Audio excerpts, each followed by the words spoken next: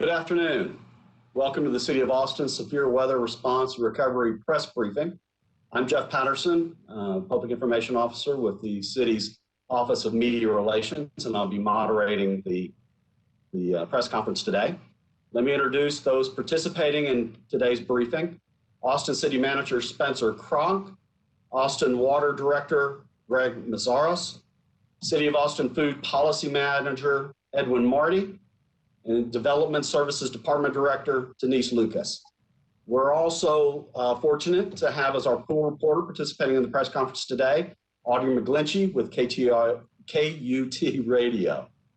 We'll start with some brief remarks from each of the participants, followed by the media questions posed by Audrey as our pool reporter. And we expect that this will last till about maybe 4:30. At this time, I'll turn it over to City Manager Cronk for some introductory remarks. Manager Cronk. Well, thank you all for joining us this afternoon. Today, we really want to focus on what we are doing to help our community recover and heal. It's inspiring to witness how our community has come together so quickly to help each other out, a true example of neighbors helping neighbors. About a week ago, a historic severe winter storm hit all of us, impacting the state's electrical grid and then our water system. All of this on top of an enduring pandemic that has lasted over a year. Our community has been hit hard, emotionally, physically, financially, and even spiritually. As we begin to shift into recovery and healing mode, I want to highlight some of the things that the City of Austin is working on. And I know I've said this many times, but I do want to continue thanking our city staff who have worked tirelessly 24/7 to restore power and water and get essential resources to our residents. Water distribution pods continue throughout various locations in the region. As of 1 p.m., we have distributed more than 2.1 million bottles of water to our community. Water pod locations and their hours of operation are announced daily through the City of Austin website and social media platforms. We also know that residents are looking for resources to clean up debris from their homes and property. The Austin Disaster Relief Network, Central Texas voluntary organizations active in disasters, and other volunteer management platform, the Crisis Cleanup, are collaborating with the counties of Bastrop, Hayes, Travis, and Williamson to include the cities of Austin and Round Rock in a massive cleanup effort. This effort has begun today to assist Central Texans in clearing their homes and removing debris, and residents in Bastrop, Hayes, Travis, and Williamson counties can call the Crisis Cleanup toll-free number at 1-800-329-8052 to request assistance to clean up their home and debris. Home cleanups will take priority. The Crisis Cleanup line will operate Monday through Saturday, 9 a.m. to 8 p.m. and Sunday, 1 p.m. to 6 p.m. Homeowners can register for assistance through the Crisis Cleanup number until Tuesday, March 2nd. Now, grocery stores are working to restock their shelves, and they are doing this on a constant basis. We know that many in our community need food and water.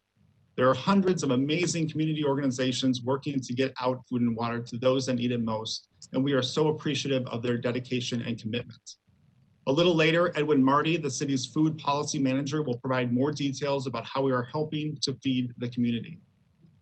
As we try to get back to normal operations, I want to remind everyone that we are still in the middle of a pandemic. For those asking about COVID-19 testing and vaccinations, Austin Public Health Safety resumed COVID-19 operations Sunday, February 21st.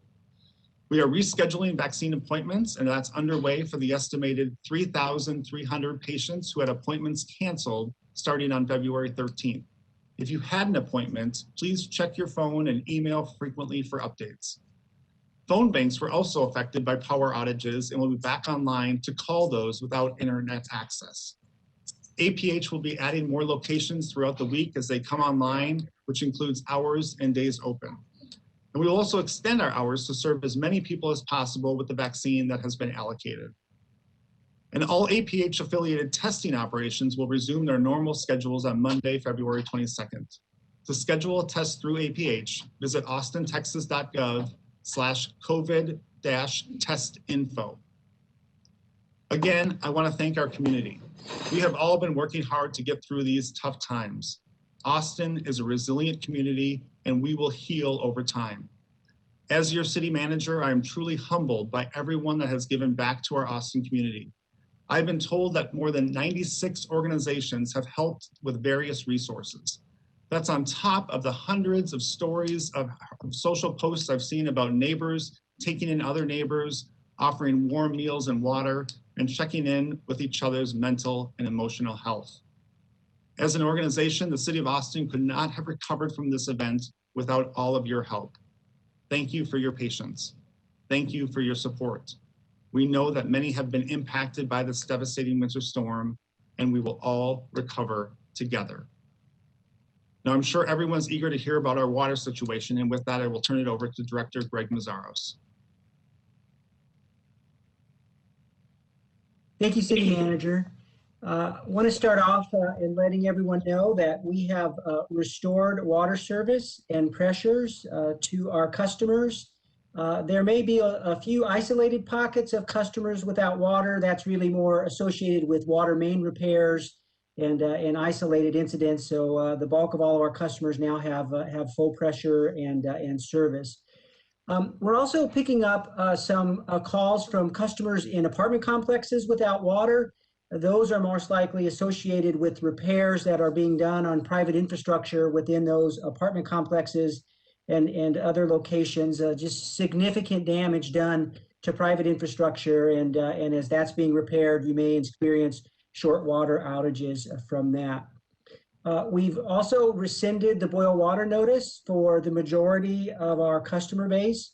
Only the far northwest and far southwest portions of our system remain in a boil water notice. We are sampling those areas, and we'll be reviewing those samples tomorrow and hopefully lifting the boil water notice for those areas. You can go to our website. There are maps and other resources to assist you with determining if you're in one of those areas. We're also using our automated tools to send out texts and phone calls to those to notify that the boil water notice is no longer in effect for them. The biggest remaining task we have in our recovery of the water system is repairing water main breaks. We have repaired hundreds of water main breaks over the last week. We have had almost, over 100 mainline water main breaks. These would be breaks of water mains in our streets. And that's a very large number, probably 10 or 20 times more than we would be experiencing at this time of year. And I think as we look back on this event, we're going to find that it was the preponderance of all of these public and private breaks that was really the main cause of our system draining out of water.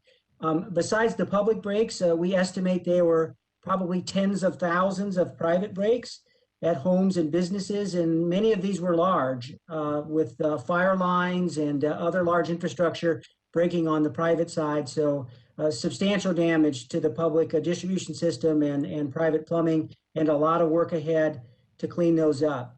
We have over 20 crews working 24 hours a day repairing water mains. If you see a crew, please drive carefully around them, give them a hello. They are working fiercely to repair these infrastructure systems. We've also brought in contracted resources to repair these systems. We're repairing water mains at the rate of roughly 40 to 50 every 24 hours, and we're discovering more as we go and canvass through our system. But we're staying up with that, and we'll ultimately get ahead and knock these water mains down. So, good news overall in terms of system restoration. I will say also our plants are running well. We're producing abundant water and putting in the system. And so we're really not concerned with pressure problems or other system operational issues other than repairing those water mains. And that concludes my remarks. Thank you, Greg. I appreciate it. I just as advice at this point, as many of you know, this is being simulcast in Spanish and with sign language, and so we'll ask our speakers to slow down a little bit so that the sign language and Spanish interpreters can keep up. I appreciate it. Thank you so much. Now we're going to turn to our next speaker, Edwin Marty, the Food Policy Manager for the City of Austin. Edwin? Yeah, thank you so much. Appreciate the opportunity to share some updates on what the city, the county, the Emergency Operations Center are doing regarding access to one of our most essential things as a community, good food. Austin's known for good food. We love good food. And unfortunately, we've had a lot of challenges in the last week regarding access to healthy food. Due to the severe weather we've experienced in our region, issues with power and water, many of the organizations that have been focused traditionally on providing emergency food in our community have been strained and not able to provide their normal levels of service. We understand there's a significant amount of food insecurity in our community before COVID. COVID has exacerbated food insecurity across our community. Unfortunately, these recent weather events are making things even more challenging. We understand there are community members across the city, across the county, across the region that are not able to access the kind of foods that they and their family need. We understand that many people in our community who lost power also lost refrigeration and frozen food supplies. And grocery supplies have been understocked and we're trying to keep up with the demand. We know that many people in our community are still without food and water, and we're working to coordinate with our partners on getting emergency food out into the community as quickly as possible. There's fantastic organizations across the community working tirelessly and have been for the last 5-6 days to ensure that both the private sector, our grocery retail, convenience stores, et cetera, are well stocked, as well as emergency organizations, food pantries, et cetera, are getting back online. We know that unfortunately the demand is greater than the supply currently. So to address these challenges, we've partnered with numerous organizations over the last couple of days, primarily with the Red Cross. We have been able to secure about 30,000 emergency meals in the last 24 hours. These meals are being distributed at the Millennium Complex, which is located at 1156 Hargrave Street in East Austin. That distribution will occur today until 6 p.m. or until our supplies run out. We'll also stand that same facility up tomorrow, Tuesday, February 23rd, from 1 o'clock until 6 o'clock p.m. We'll again be distributing emergency food supplied by the Red Cross as well as bottled water. We're anticipating to have thousands of community members be able to access emergency food and water at this site.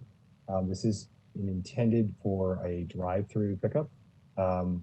However, if you do not have a vehicle and you can make it to the Millennium Youth Complex, you're welcome to walk up and you'll be provided with emergency meals and as much water as you need to carry.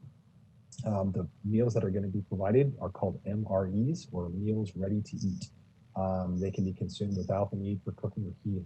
We feel like this is an appropriate response given the number of community members who still are not able to sufficiently use their kitchens or heating resources.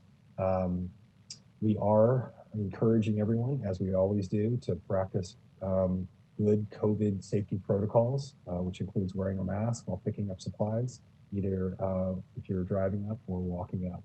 We are in the midst of a pandemic and still very concerned about your safety, as well as the safety of the volunteers and the staff that are working this event. If for any reason you need food or are not able to make it to the Millennium Youth Complex this afternoon or tomorrow afternoon, we recommend calling 211. It's the absolute best place to get the resources you need for not just food, but for water, any emergency needs that you have. 211 will be able to route you to the correct resource. We encourage everyone to utilize this as much as possible, and we appreciate the incredible partnership with 211, both here and across the state, in providing the resources needed for the community. In addition to 211, we're actively updating the city's website at AustinTexas.gov/help-ATX-winter.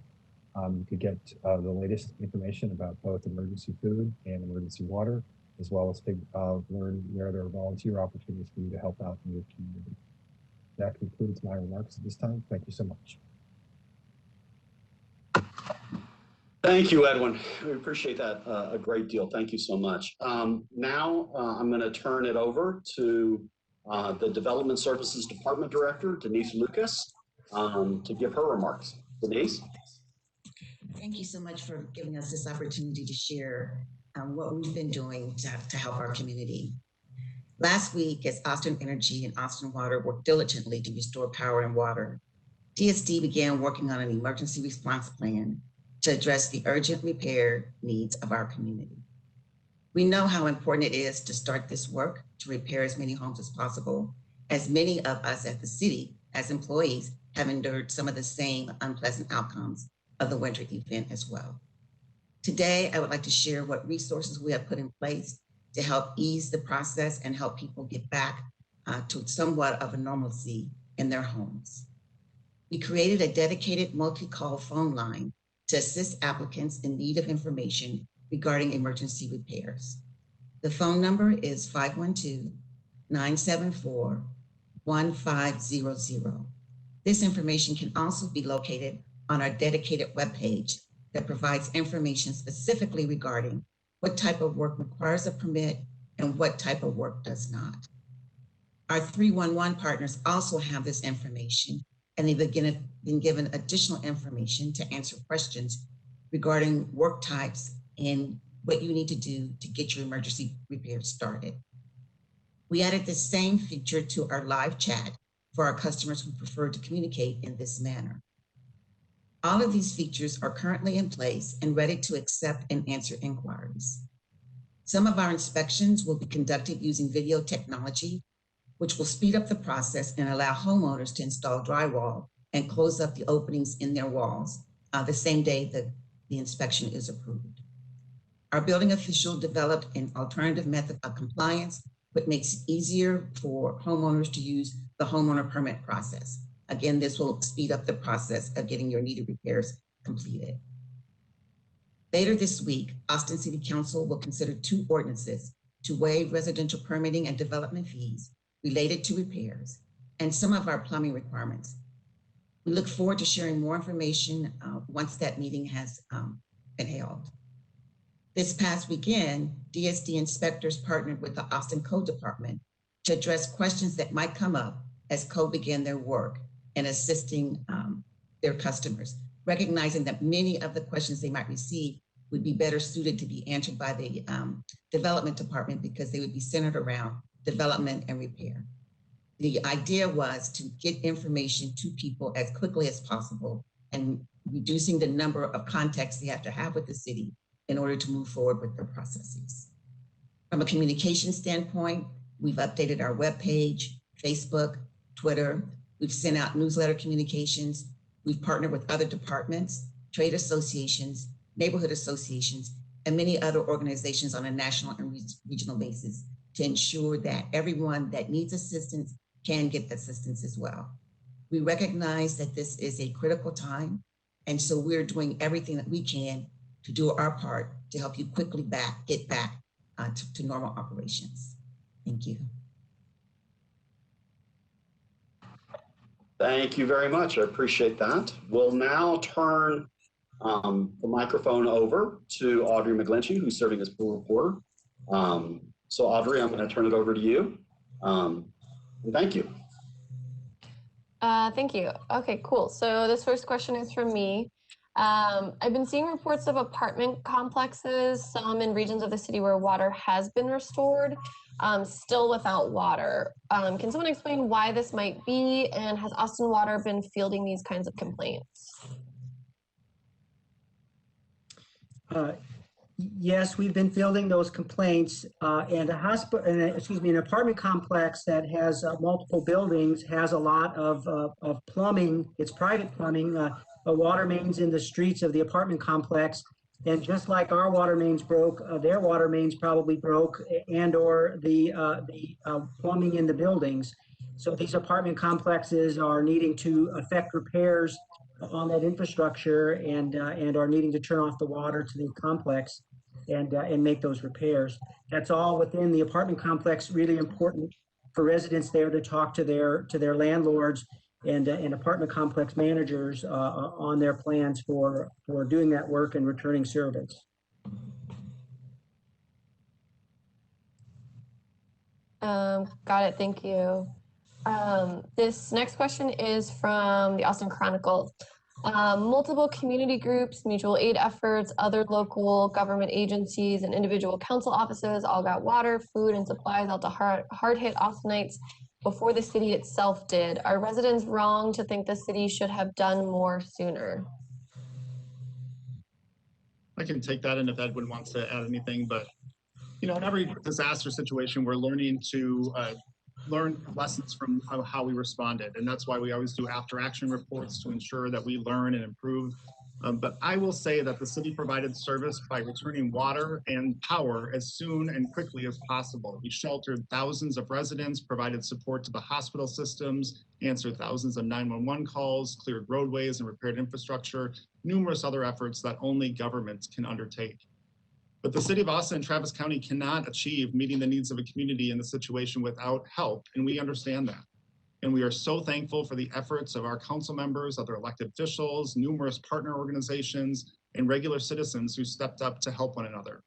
Austin is a strong and resilient community because of those efforts. We are deeply grateful for everyone's continued effort to meet the needs of the community as we continue to recover. Edwin, did you want to add? Sure, thank you. Great question. I will say I have been extraordinarily impressed with the community response, standing up immediate needs, neighbors taking care of neighbors, mutual aid organizations, standing up very quickly to address what they saw as immediate needs in the community. I applaud and am overly impressed by all of these efforts and think it's what makes Austin such a wonderful and special place. That said, the government does have a role in this response. As city manager mentioned, we did, I think, a fairly wonderful job of getting power and water back as quickly as possible. That said, this was somewhat of an unprecedented incident in Austin. The fact that our major emergency food organizations literally were without power, water, and unable to get staff to their facilities to operate in normal capacity.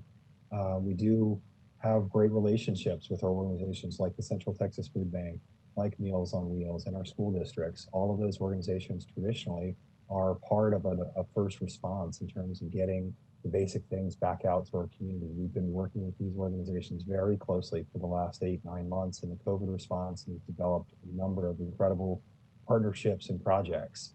Unfortunately, as Tuesday morning broke, we realized that many of the things that we counted on in the community as part of a comprehensive response were not going to be in place.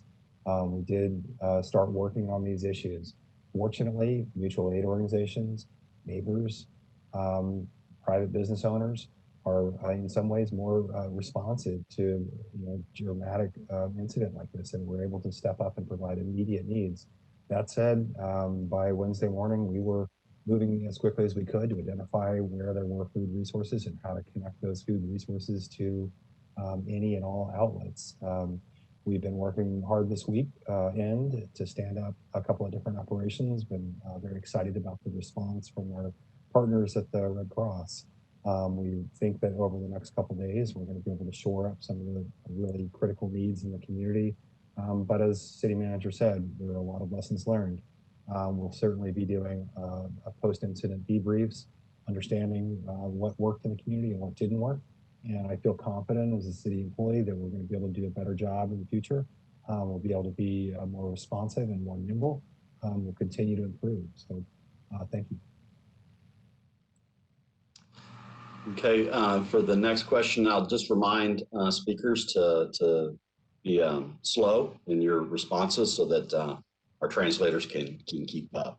Thanks. Audrey? Sure. The next question is from the Statesman. Is the city of Austin tracking how many people may have died as a result of last week's cold weather? And when does the city plan to share that information? I'll try to tackle that. It's really in the purview of the Travis County Medical Examiner that tracks that information. And so I know it takes some time to get that recorded. And then as soon as that is ready to be published, that will become part of the public record. And so unfortunately, that's not a clean answer right now, but it's really in the purview of the Travis County Medical Examiner.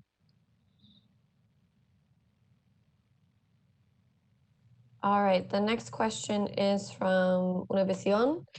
When it came to the rotational blackouts, hospitals were exempt from losing power.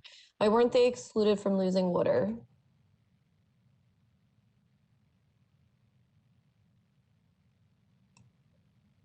So we don't rotate water. That is an impossibility with the water system. The water system was really at the mercy of all the water main breaks and other weather impacts, and we had no control where water mains were breaking, where water was leaking out, where reservoirs were emptying. That was really just a factor of the way the event unfolded, and there is really no decision making involved with who gets water or who doesn't.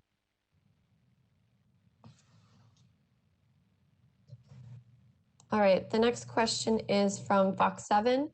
Do residents who dripped their faucets need to be concerned about big water bills?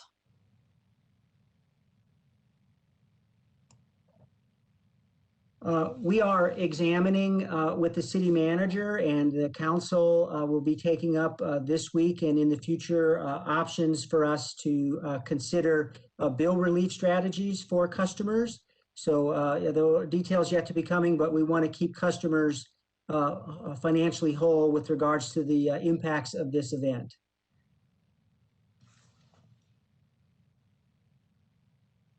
Okay, going down the line of second questions. This one is from me at KUT.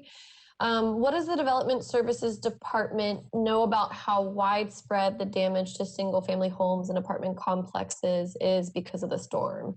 How many requests has your department gotten thus far for permits to do repairs caused by the weather? So we do not know exactly how many homes have been damaged by the weather. And so far today, since we opened up all our hotlines and our online tools, we've had 5 requests for permits. We do believe that it's early and that the demand will come later as people find out what types of parts they need to do the repairs and whether those parts are in stock and can be delivered quickly. We do know that there's been a lot of concern around water heaters where there's been some freezing and causing damage that requires it to be replaced. And so we really think that until the supply can catch up with the demand, DSD will be at the end of that particular chain with getting the permits issued. Thank you. This next question is from the Austin Chronicle. On Sunday, the 4 East Side council members called on City Manager Spencer Cronk to communicate to the public the city's plan to provide food to insecure households in the coming weeks. What can you tell us about that plan today? I'll start, and then if Edwin wants to add anything, but we certainly acknowledge how monumental this task is in recovering from this storm on top of the pandemic. And in so many other communities, Austin has this network of organizations to provide food, including grocery stores, nonprofit organizations. Edwin referred to the fact that we really spent time making sure that those organizations and grocery stores had power and water because they can reach a network much broader than ours. But we can also supplement the work that's happening in the community through the incredible nonprofit organizations and organic resources that have sprouted out throughout our community. And we have supplemented that in the last 24 hours. I just came from the Millennium Youth Center just a minute ago and was with our council member Natasha Harper Madison, handing out both food and water, but also other supplies that the community donated. This is a team effort, and we are so proud of everyone that has been pitching in. And wherever we can find those gaps, we are filling them. And that can be the role of government to make sure that no one falls through the cracks. Edwin? Yeah, thank you.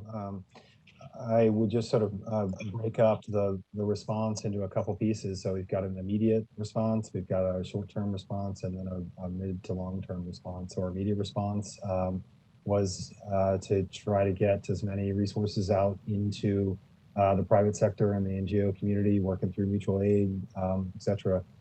So we've sort of wrapped up the immediate need this weekend. We're now in what I would call the short-term response, which is now Monday the 22nd through Thursday the 26th.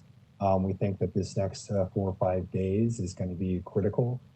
So many people now are sort of just starting to discover the real infrastructure issues that they're having We're also really just starting to sort of feel the impact of all the people who were not able to work last week. People living, hourly wage jobs that weren't able to go into work. They were using up their savings last week, and this week they're going to really face some challenges. So we are painfully aware that both we have infrastructure problems that are just starting to surface, and we have a fair number of low-income daily wage workers that are not going to have the resources that they need to get the adequate supplies for themselves and their family. So recognizing that, we're doing everything we can to stand up these mass distributions. We're planning to continue these afternoon mass distributions as long as we need them, working with partners. We're also working to backfill all of the incredible work that our local partners are doing, working with the Red Cross to try to make sure that emergency meals are available to absolutely everybody who needs them. So not just at these mass distributions, but we're also channeling these to probably a half dozen other organizations as we speak to ensure that their work can continue. So I think the short-term response is really just about mass distributions and bolstering the work in the fantastic food pantry and non-government organization side. Lastly, I'll just say we are concerned about the mid to long-term response. We were working very hard for the last 8 months to understand a very complicated and new food insecurity landscape in Austin as a result of the COVID-19 economic downturn. Next week, when everybody's back with power and water and hopefully getting back to some level of normalcy, that level of normalcy is unfortunately embedded within the reality of this global pandemic and the economic downturn. So our work is not going to change in terms of needing to bolster the resources in the community. We're hoping to address some really important state legislative issues that'll make sure that low-income community members can access the federal benefits that they're entitled to. And we're very excited in tracking the federal responses that are coming down now for this weather response. So we'll have a lot more to talk about in the next 24 to 48 hours about those, but we're working hard to try to create this multi-pronged approach. Thank you. The next question is from the Statesman. How would the city fund getting food to insecure households? Will funds for existing city programs be impacted?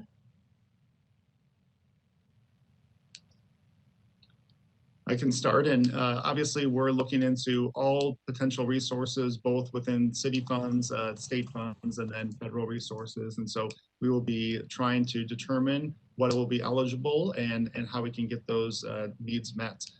This is something that is still ongoing and determining how we can understand the repayment options that would be available to our community. Edwin, do you want to add anything to that? Yeah, just very quickly, I'll say we've been fighting pretty hard to make sure that the resources needed in our community for the COVID-19 response are available. We are very excited to say that the city and the county together have been able to support a range of significant investments. As the food policy manager, I can tell you we've invested more money in the last year in addressing food insecurity in our community than we ever have. Pointing out, programs such as the school district caregiver meal programs, which are unfolding as we speak today, standing back up. Substantial investments in those programs. We could plan to continue those investments throughout this year. I don't think anybody would like to see that hard work that's being well received in the community and appreciated from the partner organizations. Want to see that go away. So I wouldn't see any reason why we wouldn't continue the programs that are successfully stood up with the COVID response. And if we can do our job correctly, we'll find out how to use the federal resources to bolster those responses. All right, barring anyone else typing in a question, this seems to be the last one. This is from KXAN. What lab or labs does Austin Water utilize to test and ensure water is safe to lift a boil notice? For those parts of the city still waiting, is there an estimate on when that could be lifted? We have extensive certified lab that we run, and that is who collects our samples and does the testing. We are collecting samples, have collected samples in the areas that are yet to be lifted from a boil water notice. It takes approximately 24 hours to culture a sample and interpret it.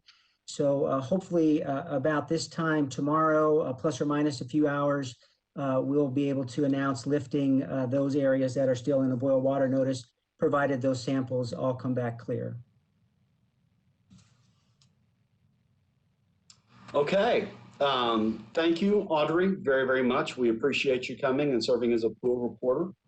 Before I turn it over to the city manager for some closing words, I want to thank the city manager and our department directors for coming and talking with us and answering questions from the media. This is certainly a time in which having good communication with everyone is extremely important as we move through this crisis and get past it. I want to remind the news media, should you have any follow-up questions or need more information, please send us an email at media@AustinTexas.gov, and we'll be happy to respond as quickly as possible.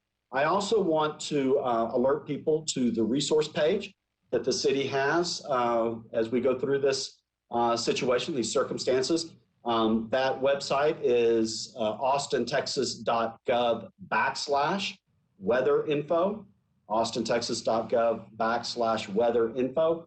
And that'll be a resource page that you can go to find out more information or referrals or resources that are available to you.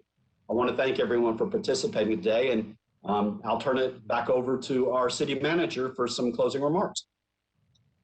Thank you. And again, thanks to everyone for joining us this afternoon.